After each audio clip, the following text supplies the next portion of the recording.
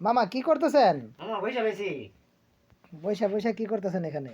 এই দেখতেছি রসমলাই মামা বানাচ্ছে। বাগিনা, আপনার বাগিনা রসমালাই বানাইতেছে না? জি জি জি মামা। আচ্ছা, আপনার বাগিনারে জিগাই কি কি দিয়া বানাইতেছে?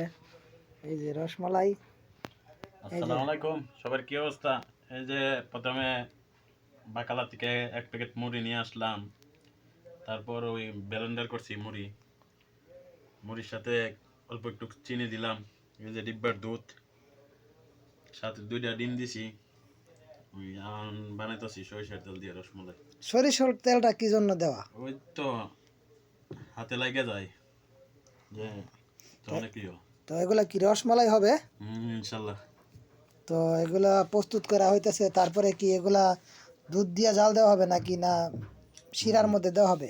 শিরা, চিনি, দুধ একসাথে জাল দেওয়া হবে।